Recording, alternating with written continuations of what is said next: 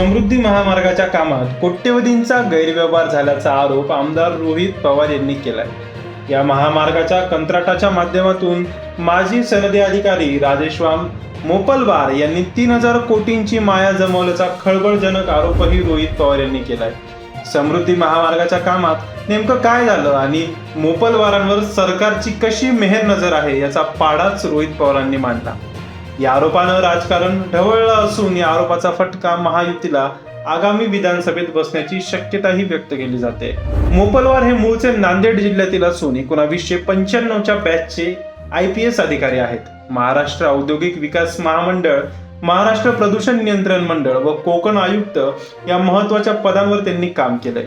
महाराष्ट्र राज्य रस्ते विकास मंडळाच्या व्यवस्थापकीय संचालक पदावरून त्यांना हटवण्यात आलं होतं। 2017 मध्ये त्यांच्यावर भ्रष्टाचाराचेही आरोप झाले होते।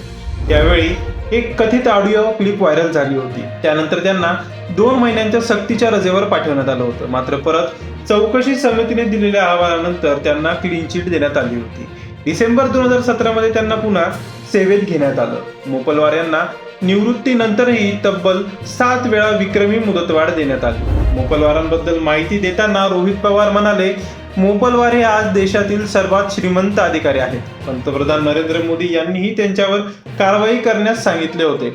मात्र 2018 मध्ये तत्कालीन मुख्यमंत्री देवेंद्र फडणवीस यांनी त्यांच्यावर नाममात्र कारवाई करत पुढे त्यांच्यावर मोठी जबाबदारी दिली।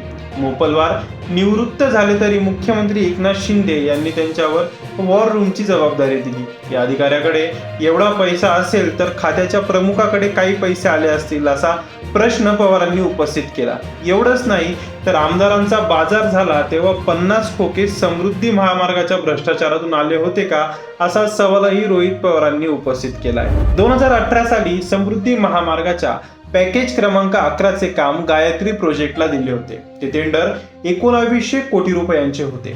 2021 मध्ये गायत्री प्रोजेक्टने हे काम करण्यास नकार दिला, त्यामुळं हे काम हुजूर मल्टी प्रोजेक्टला देण्यात आलं।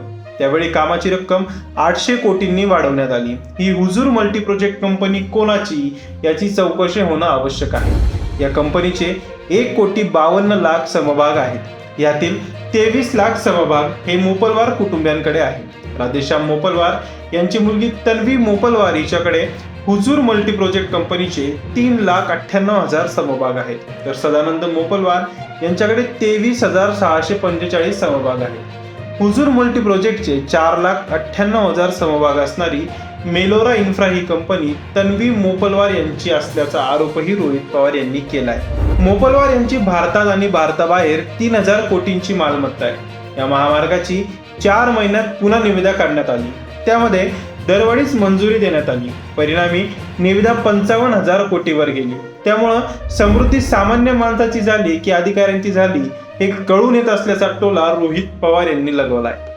राधेश्याम मोपलवार यांच्याकडे 1500 कोटींची मालमत्ता आहे। त्यांच्या दुसऱ्या पत्नीकडे 150 कोटी तर तिसऱ्या पत्नीकडे 300 कोटींची मालमत्ता आहे। त्यांच्या पहिल्या मुलीकडे 500 कोटी व दुसऱ्या मुलीकडे 350 कोटी रुपये आणि त्यांचा भाऊ सदानंद मोपलवार यांच्याकडे 200 कोटी रुपयांची संपत्ती आहे। हा एकत्रित आकडा 3000 कोटींच्या घरात असल्याचं पवार यांनी सांगितलंय। मित्रांनो, तुम्हाला हा विषय कसा वाटला हे आम्हाला कमेंट करून नक्की कळवा। शिवाय व्हिडिओ आवडला असेल तर चॅनलला सबस्क्राईब करून व्हिडिओला लाईक करायला विसरू नका। पुन्हा भेटूया नव्या विषयावर, तोपर्यंत बघत रहा वन इंडिया मराठी।